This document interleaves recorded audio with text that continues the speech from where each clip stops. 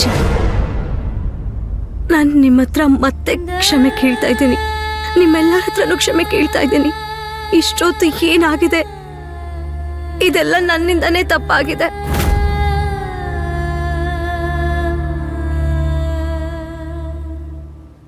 Small ಅಮ್ಮವ್ರೆ, ದೊಡ್ಡಮ್ಮವ್ರಂತೂ ನಿಮ್ ಪ್ಲಾನಿಂಗ್ಗೆ ಅಂತಿಮ ಸಂಸ್ಕಾರನೇ ಮಾಡ್ಬಿಟ್ರು. ಪೂಜಾ ಅಂತೂ ಈ ಮನೆಯಿಂದ ಹೋಗ್ಲೇ ಇಲ್ಲ. ಇವಾಗ ಏನಾಗತ್ತೆ? ಈ ಅಮ್ಮಾಜಿ ನನ್ನ ಜೀವನದಲ್ಲಿರೋ ಹುಳಿ ಮಾವಿನಕಾಯಿ, ಮತ್ ನಾನು ಇವಳ ಜೀವನಕ್ಕೆ ಹುಳಿ ನಿಂಬೆ ಹಣ್ಣು. ಇವಳಿಂದ ನನಗೆ ಹುಳಿ ರುಚಿ ಸಿಗ್ಬೋದು, ಆದ್ರೆ ನಾನು ಇವಳ ಜೀವನದಲ್ಲೇ ಹುಳಿ ಹಿಂಡ್ಬಿಡ್ತೀನಿ. ಈ ಪೂಜಾ ಎಂತ ಹಕ್ಕಿ ಅಂದ್ರೆ ಈ ಅರಮನೆಯಿಂದ ಖಂಡಿತ ಹೊರಗೆ ಹೋಗ್ತಾಳೆ. ಗಗನ್ ಕುಮಾರನ ಮೊದಲನೇ ಹೆಂಡತಿ ಧರಾ ಸೊಸೆ. ಪೂಜಾ ಸೊಸೆ, ನೀನು ಈ ಮನೆ ಸೊಸೆ ಆಗಿದ್ಯಾ? ಅದನ್ನ ಯಾರು ಇಲ್ಲ ಅಂತ ಹೇಳಕ್ಕಾಗೋದಿಲ್ಲ. ಗಗನ್ ಕುಮಾರನ ಮೊದಲನೇ ಹೆಂಡತಿ ಧರಾ ಸೊಸೆ.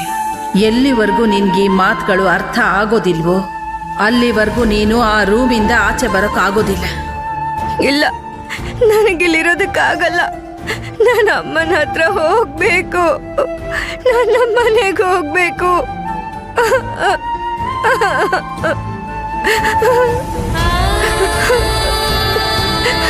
ಅಪ್ಪ ಕೃಷ್ಣ, ಎಷ್ಟು ನಂಬಿಕೆ ಇಟ್ಟು ಈ ಮದ್ವೆ ಮಾಡ್ಕೊಂಡೆ ನಾನು.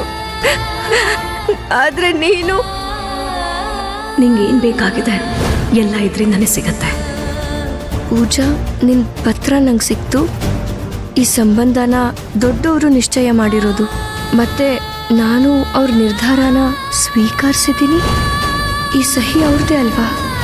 ಅಮ್ಮಾಜಿನ ಬುಟ್ಟಿಗೆ ಹಾಕೊಂಡು ಮೊದಲು ಸಾಲ ಕೊಟ್ಟಿರೋರ ಹತ್ರ ಎಲ್ಲ ಸಾಲ ತೀರಿಸಿ ಮನೇನ ಬಿಡಿಸ್ಕೊಂಡ್ರೆ, ಈಗ ನಮ್ಮ ಗಗನ್ ಕುಮಾರನ ಹೆಂಡತಿಯಾಗಿ ಬಂದು ನನ್ನ ಅಮಾಯಕ ಗಗನ್ ಕುಮಾರನ್ನ ಲೂಟಿ ಮಾಡಕ್ ಬಂದಿದ್ಯಾ?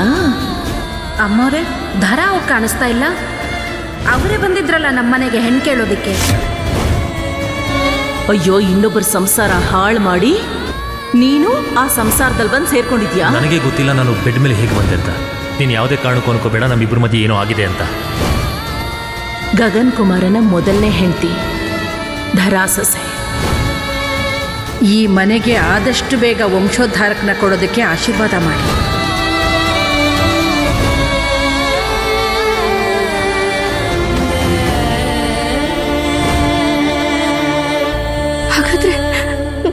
ಹಾಗಾದ್ರೆ ಇದೇ ಕಾರಣನ ನನ್ ಮೇಲಿರೋ ಕಪ್ ಚುಕ್ಕೆ ಇದ್ರು ಕೂಡ ಇವ್ರುಗಳೆಲ್ಲ ನನ್ನ ಈ ಮನೆ ಕರ್ಕೊಂಡ್ ಬಂದಿದ್ದು. ಮತ್ತೆ ಅಮ್ಮಾಜಿ ಅವ್ರ ವಂಶ ಬೆಳೆಸ್ಕೊಳ್ಳೋದಕ್ಕೆ ನನ್ನ ಖರೀದಿಸಿದ್ರ ಅಂದ್ರೆ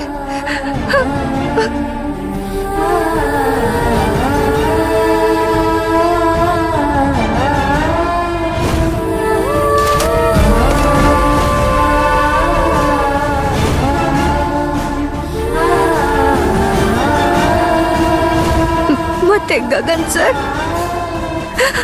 ಅವ್ರದ್ದು ಇದ್ರಲ್ಲೆಲ್ಲ ಪಾಲಿದೆ. ಅವರು ಅದಕ್ಕೆ ನನ್ನ ಜೊತೆ ಅಷ್ಟು ಕೋಪದಲ್ಲಿ ನಡ್ಕೊಳ್ತಾ ಇದ್ದಿದ್ದು, ಮತ್ತೆ ನನ್ನನ್ನ ಭಯದಲ್ಲೇ ಇಟ್ಟಿದ್ರು. ಆದ್ರೆ ಅವ್ರು ಯಾಕೆ ಈ ತರ ಎಲ್ಲ ಮಾಡ್ಬೇಕಾಗಿತ್ತು? ಮತ್ತೆ ಆ ಪತ್ರ, ಆ ಮಾತು ಎಲ್ಲಾನು ಸುಳ್ಳ, ಎಲ್ಲ ನಾಟಕ. ಎಲ್ರು ನನ್ನ ಜೀವನದಲ್ಲಿ ಆಟ ಆಡಿದ್ದಾರೆ.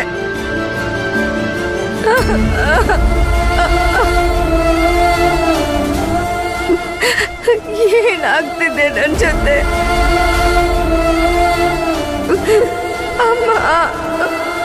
ಅಮ್ಮ ನಂಗೇನು ಅರ್ಥ ಆಗ್ತಾ ಇಲ್ಲ. ಇದೇನಾಗೋಯ್ತಮ್ಮ ನನ್ನ ಜೀವನದಲ್ಲಿ? ನಾನಿಲ್ಲಿಂದ ಹೊರಗಡೆ ಹೋಗ್ಬೇಕಮ್ಮ. ನಿನ್ ಮಗಳನ್ನ ಕರೆಸ್ಕೊಳಮ್ಮ.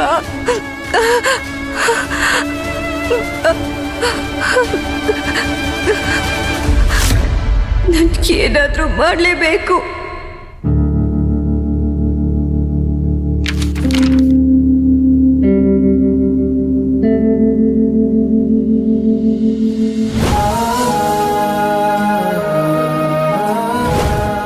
ಎಷ್ಟು ತಗೊಂಡಿದ್ದೀರಾ ನನ್ನ ಕೊಡೋದಕ್ಕೆ ಅವ್ರ ಹತ್ರ. ಅದರಿಂದಾಗಿ ಸಾಲ್ಗಾರನ ಹತ್ರ ಮನೆ ಉಳಿಸ್ಕೊಂಡ್ರ. ಅಣ್ಣ, ಏನಾಯ್ತು ಅಣ್ಣ? ನೀವೇನೋ ಆತಂಕದಲ್ಲಿದ್ದೀರಾ? ನನಗೆ ಅರ್ಥನೇ ಆಗ್ತಾ ಇಲ್ಲ. ನನ್ನ ಮಗಳಿಗೆ ನಾನು ಹೇಗೆ ಮುಖ ತೋರಿಸ್ಲಿ ಅಂತ. ಅವಳು ನನ್ನ ಮೇಲೆ ಇನ್ನೂ ಕೋಪದಲ್ಲಿರ್ತಾಳೆ. ಬೇಜಾರಾಗಿತ್ತು, ನನ್ಗೂ ಬೇಜಾರಾಗಿತ್ತು. ಆದ್ರೆ ನನ್ಗೆ ಈಗ ಆ ವಿಷಯ ಅರ್ಥ ಆಗಿದೆ. ನೀವ್ ಏನೆಲ್ಲ ಮಾಡಿದ್ರಲ್ಲ, ನಮ್ ಮುದ್ದು ಒಳ್ಳೇದಕ್ಕೋಸ್ಕರ ಮಾಡಿದ್ರಿ, ಕೆಟ್ಟದಕ್ ಮಾಡಿಲ್ಲ. ಈ ವಿಷಯ ಪೂಜಾಗೂ ಅರ್ಥ ಆಗಿರ್ಬೇಕು. ನೀವ್ ಏನೆಲ್ಲ ಮಾಡಿದಿರೋ ಬೇರೆ ದಾರಿ ಇಲ್ದೆ ಮಾಡಿದ್ರಿ.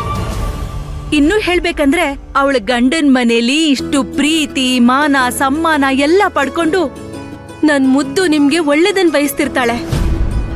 ನೀವ್ ನನ್ ಮುದ್ದುಗೋಸ್ಕರ ಏನೆಲ್ಲ ಮಾಡಿದಿರೋ ಅದನ್ ಯಾವತ್ತೂ ಮರೆಯಲ್ಲ ನಾನು. ನೀವ್ ಅವಳ ಮಾವನ್ ಸ್ಥಾನದಿಂದ ಯಾವಾಗ ಅವಳಗ್ ತಂದೆ ಆಗ್ಬಿಟ್ರೋ ಅದ್ ನಿಮ್ಗೂ ಗೊತ್ತಿಲ್ಲ ಅಂತ ಅನ್ಸತ್ತೆ. ನೀವು ಬೇಗ ಹೋಗಿ ನನ್ ಮುದ್ದುನ ಕರ್ಕೊಂಡ್ ಬನ್ನಿ, ನಮ್ ಪೂಜೆನ ಬೇಗ. ನೀನ್ ಸರಿಯಾಗಿ ಹೇಳಿದೆ ನಿರ್ಮಲ.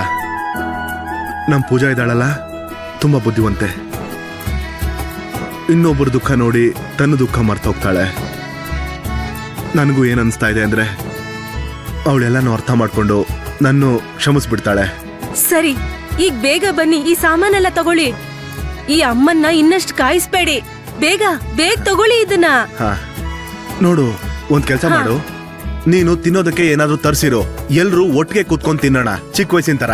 ಹಾ ಹಾ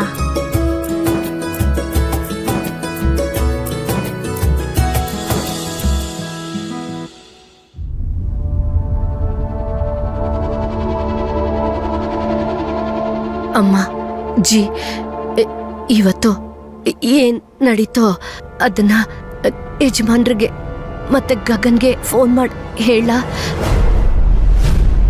ಬೇಡ, ಅವನನ್ನ ಈ ವಿಷಯದಲ್ಲಿ ಮಧ್ಯ ತರೋ ಅಂತ ಅವಶ್ಯಕತೆ ಏನೂ ಇಲ್ಲ. ಇದು ಸಣ್ಣ ಬಿರುಗಾಳಿ, ಇದನ್ನ ನಾನು ನೋಡ್ಕೋತೀನಿ. ಈ ಮುದುಕಿಗೆ ತುಂಬಾನೇ ನಂಬಿಕೆ ಇದೆ. ಹುಡುಕ್ತಾ ಇರ್ಲಿ. ಆಕಾಶ ಸೀಳಿದ್ರೂ ನಾನ್ ಸಿಗಲ್ಲ. ನನ್ನ ನಿಜವಾದ ಅಸ್ತ್ರ ಈಗ ಬರುತ್ತೆ.